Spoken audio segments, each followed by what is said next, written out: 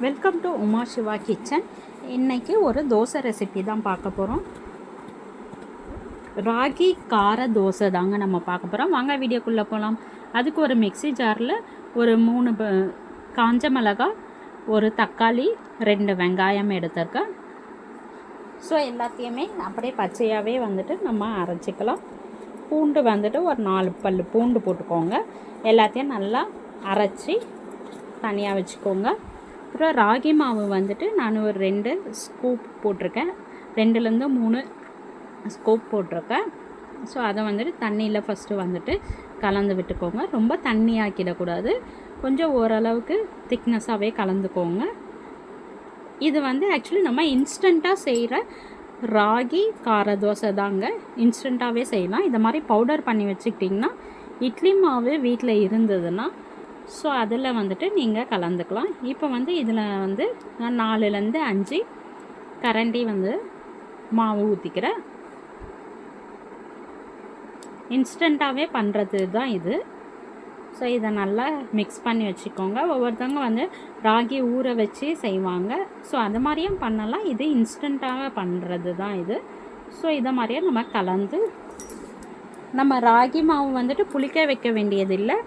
நம்ம தோசை மாவு மட்டும் நார்மலாக தோசைக்கு எப்படி வந்துட்டு புளிக்க வச்சுருப்பீங்களோ அந்த மாவுலேயே நம்ம வந்து ஒரு 3-4 கரண்டி ராகி மாவு கலந்துட்டு நல்லா மிக்ஸ் பண்ணிக்கோங்க.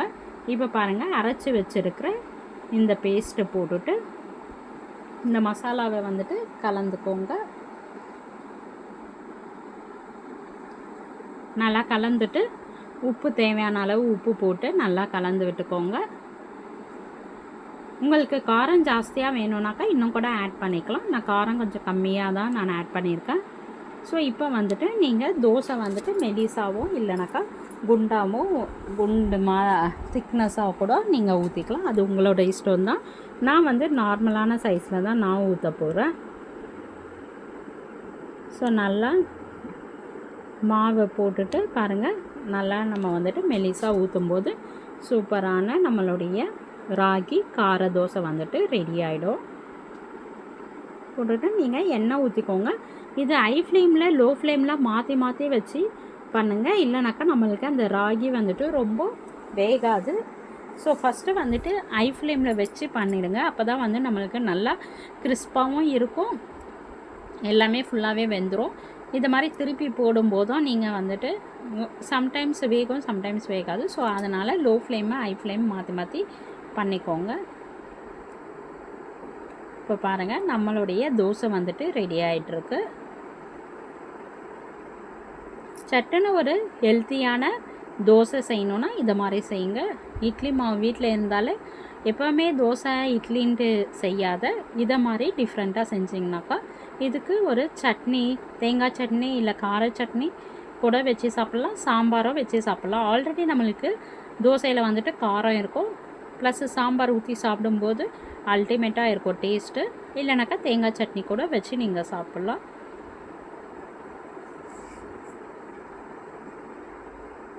பசங்களும் கலர்ஃபுல்லாக இருக்குன்னு சொல்லிட்டு சாப்பிடுவாங்க. ஸோ இதை மாதிரி ஹெல்த்தியாக நீங்கள் செஞ்சு கொடுங்க. இன்ஸ்டண்ட்டான ராகி கார தோசை தான் இது.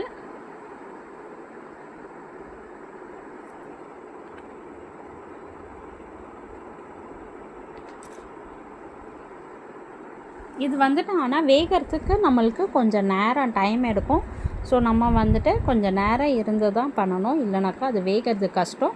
வேகலைனாக்கா நம்மளுக்கு திருப்புறதும் ரொம்ப கஷ்டம். அவ்வளவுதாங்க, நம்மளுடைய தோசை ரெடி ஆகிடுச்சு.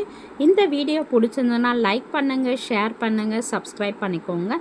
நீங்களும் உங்கள் வீட்டில் செஞ்சு பார்த்துட்டு கமெண்ட் பண்ணுங்கள். தேங்க்ஸ் ஃபார் வாட்சிங். பாய்.